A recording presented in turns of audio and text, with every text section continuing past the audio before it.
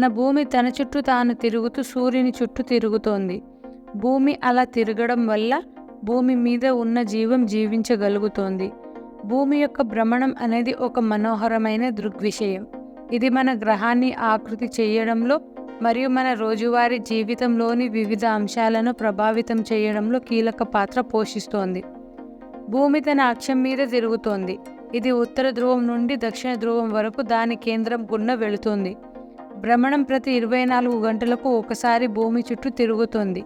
ఫలితంగా పగలు మరియు రాత్రి చక్రాలు ఏర్పడతాయి. అక్షం సూర్యుని చుట్టూ దాని కక్షకు సంబంధించి సుమారు 23.5 డిగ్రీ కోణంలో వంగి ఉంటుంది.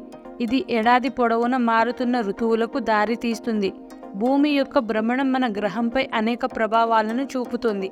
మొదట పగలు మరియు రాత్రి సంభవించడానికి ఇది బాధ్యత వహిస్తుంది. భూమి తిరిగేటప్పుడు గ్రహం యొక్క వివిధ భాగాలు సూర్యరశ్మికి గురవుతాయి. ఇది కాంతి మరియు చీకటి యొక్క ప్రత్యామ్నాయ కాలాలకు దారితీస్తుంది.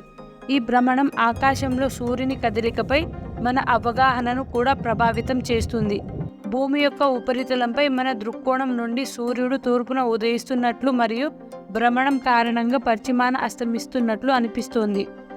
ఇంకా భూమి యొక్క భ్రమణం కోరియోలిస్ ప్రభావాన్ని ప్రభావితం చేస్తుంది. ఇది గాలులు మరియు సముద్ర ప్రవాహాల వంపుకు కారణం అవుతుంది.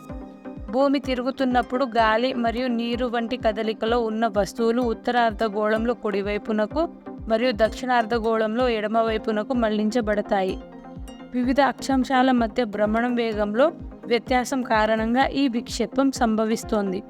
కోరియోలిస్ ప్రభావం ప్రపంచ వాతావరణ నలుమూలలు, సముద్ర ప్రవాహాలు మరియు విమాన మార్గాలను రూపొందించడంలో కీలక పాత్ర పోషిస్తుంది. మన భూమి తిరగడం వల్ల ఎంత ఉపయోగమో కదా. మరి అలాంటిది మన భూమి తిరగడం ఆపేస్తే ఏం జరుగుతుంది? మనం చిన్నప్పుడు భూమి తన చుట్టూ తాను తిరుగుతూ సూర్యుడి చుట్టూ తిరుగుతుంది అని చదువుకున్నాము. అప్పట్లో ఏదో అలా చదువుకున్నాము కానీ నిజంగా భూమి తన చుట్టూ తాను తిరుగుతూ సూర్యుడి చుట్టూ ఎలా తిరుగుతుందో చాలామందికి తెలియదు. అసలు ఏ శక్తి దాన్ని అలా తిప్పుతుందో కూడా ఎవరికి తెలియదు. మనం కొద్దిసేపు గిర్రున తిరిగితేనే కళ్ళు తిరిగి కింద పడిపోతాము. అలాంటిది మన భూమి తన చుట్టూ తాను తిరుగుతూ సూర్యుని చుట్టూ తిరిగినా కూడా కింద పడడం లేదు ఎందుకు? రోజు రోజుకి సైన్స్ మనకు ఎన్నో విషయాలను నేర్పిస్తూనే ఉంది. ఒక ఆశ్చర్యపరిచే ప్రపంచంలోకి కూడా మనల్ని తీసుకెళ్లగలదు. ప్రతి తల్లి తన పిల్లలకు గోరుముద్దలు తినిపిస్తూ చందమామ రావే అన్నప్పటి నుంచే మనకు ఖగోళ శాస్త్రంపై ఆసక్తి కలుగుతుంది. ఆ తర్వాత స్కూల్స్లలో, కాలేజ్లలో ఇంకొన్ని విషయాలు తెలుసుకుంటాం. చాలామందికి మనం నివసిస్తున్న భూమి గురించి పూర్తి విషయాలు తెలియదు. మరి మనం జీవిస్తున్న ఈ భూమి ఎల్లప్పుడూ గిరగిర తిరుగుతున్నా మనకు ఏ ఒక్క రోజు కూడా భూమి తిరుగుతున్న ఫీలింగ్ కలగలేదు. దానికి గల కారణం భూమి ఎల్లప్పుడూ ఒకే వేగంతో తిరగడం. అలాగే భూమి మీద ఉన్న సముద్రాలు, ఇతర జీవరాశులు కూడా భూమితో పాటు ఒకే వేగంతో తిరగడం వల్ల మనకు భూమి తిరుగుతున్న ఫీలింగ్ కలగదు. దీనికి ఎగ్జాంపుల్, మీరు బస్సుల్లో, కార్లో లేదా ఇతర వాహనాలలో ఒక స్మూత్ రోడ్ మీద ప్రయాణిస్తున్నట్లయితే అసలు ఆ వాహనాలు కదులుతున్న ఫీలింగ్ మనకు తెలియదు. దీనికి రీజన్ ఆ వాహనం వేగం మన వేగం సమానం కాబట్టి. ఒకవేళ సడన్గా బ్రేక్ వేస్తే మనం ముందుకి నెట్టివేయబడతాం. అలాగే తిరుగుతున్న భూమితో పాటు భూమి చుట్టూ ఉన్న వాతావరణం అండ్ భూమి మీద ఉన్న అన్ని జీవరాశులు, వస్తువులు తిరుగుతూ ఉంటాయి. అందుకే మనకు భూమి తిరుగుతున్న ఫీలింగ్ కలగదు. మన భూమితో పాటు అంతరిక్షంలో ఉన్న అన్ని గ్రహాలు తమ చుట్టూ తాము తిరుగుతూ ఉంటాయి. కానీ కొన్ని వేల సంవత్సరాల నుంచి అవి ఆగకుండా తిరుగుతూనే ఉన్నాయి. అలా ఎలా తిరుగుతున్నాయి అనే డౌట్ వచ్చే ఉంటుంది. దానికి కారణం మన భూమి మీద తిరిగే ఏదైనా వస్తువు ఏదో ఒక పాయింట్ ఆఫ్ ఫ్రిక్షన్ దగ్గర దాని చుట్టూ ఉన్న గాలి వల్ల ఆగిపోతుంది. బట్ స్పేస్లో ఎలాంటి గాలి ఉండదు. అందుకే అక్కడ ఫ్రిక్షన్ లేకపోవడం వల్ల అన్ని గ్రహాలు ఎప్పుడు తిరుగుతూనే ఉంటాయి. మరి అలా తిరుగుతున్న భూమి సడన్గా తిరగడం ఆగిపోతే ఏమవుతుందన్న డౌట్ వచ్చే ఉంటుంది. నిజానికి భూమిని ఆపే శక్తి దేనికి లేదు. వాతావరణంలో ఉన్న ఏది కూడా భూమిని తిరగడం ఆపలేదు. చెప్పాలంటే భూమి 450 కోట్ల సంవత్సరాల క్రితమే ఏర్పడింది. ఇది ఏర్పడినప్పటి నుంచి తిరుగుతూనే ఉంది. స్పేస్లో ఉండే ఇతర గ్రహాల మధ్య ఆకర్షణ వికర్షణ బలాలు, చందమామ, సముద్రాలు ఇవన్నీ భూమిని తిరిగేలా చేస్తున్నాయి. భూమి మీద మనం ఉండడం వల్ల మనం కూడా భూమితో పాటే తిరుగుతున్నాం. అలాంటిది సడన్గా భూమి ఆగిపోతే ఒక్కసారి ఊహించుకోండి. అలా ఆగిపోతే మనం ఒక్కసారిగా ఆకాశంలోకి ఎగిరిపోతాం. మనం మాత్రమే కాదు, భూమి మీద ఉన్న అన్ని జీవరాశులు, వస్తువులు, వాహనాలు ఇలా అన్ని సుర్రున చుట్టుపక్కలకు దూసుకుపోతాయి. ఒకదానికొకటి ఎంతో వేగంతో ఢీకొట్టుకుంటాయి.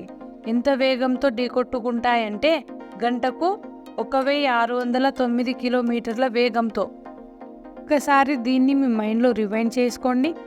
సాధారణంగా గంటకు 100 కిలోమీటర్ల వేగంతో వెళ్ళే ఒక వాహనం ఇంకో వాహనాన్ని ఢీకొడితే ఎంతో బీభత్సం అవుతుంది.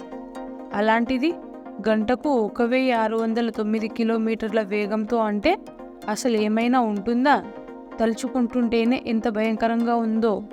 అన్నీ సర్వనాశనం అయిపోతాయి. పెద్ద పెద్ద పర్వతాలపై ఉన్న మంచు, సముద్రపు నీరు అన్నీ ఒక్కసారిగా ఆకాశంలోకి దూసుకుపోతాయి. తిరిగి భూమి మీదకి దూసుకు వస్తాయి. ఇదంతా క్షణాల్లో జరిగిపోతుంది. మనకు సమాచారం ఇచ్చే వ్యవస్థ కుప్పకూలిపోతుంది. భయంకరమైన పేలుళ్లు జరుగుతాయి. ఫ్యాక్టరీస్, అణు విద్యుత్ కేంద్రాలు, ఆయుధ కర్మాగారాలు ఇలా ఒక్కటేంటి అన్నీ పేలిపోయి సర్వనాశనం అయిపోతాయి. ఇదంతా చూసేందుకు మనము ఉండము. ఊహించలేని పెద్ద ప్రమాదం దారితీస్తుంది. అసలు భూమి మీద జీవరాశి మిగలకుండా పోతుంది. ఎప్పుడైతే భూమి ఆగిపోతుందో అప్పుడే ఓషన్ కరెంట్స్ ఆగిపోతాయి.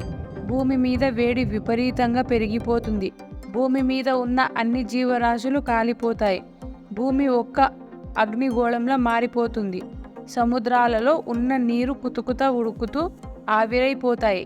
చివరికి భూమి అంగారక గ్రహంలా మారే అవకాశం ఉందని శాస్త్రవేత్తలు అంచనా వేస్తున్నారు. భూమి ఆగిపోవడం వల్ల భూమితో పాటు చందమామకు కూడా సమస్యే. చందమామ తన శక్తితో భూమి మీద ఉన్న వాటిని చాలా వరకు లాక్కుంటుంది. అవన్నీ చందమామపై పడి పేలిపోతాయి. అక్కడ కూడా ఊహించని ప్రమాదం జరుగుతుంది. మరి ఇలా నిజంగానే జరుగుతుందా అని మీరు అనుకోవచ్చు. బట్ అలా ఇప్పట్లో అయితే జరగదంట. మన భూమి మీద మరో 450 కోట్ల సంవత్సరాల వరకు ఇలాంటి సమస్య రాదని శాస్త్రవేత్తలు చెబుతున్నారు. మరి ఇలాంటి సమస్య రాకుండా ఉండాలంటే మన ఛానల్ని లైక్ చేసి సబ్స్క్రైబ్ చేసుకోవాలి కదా మరి.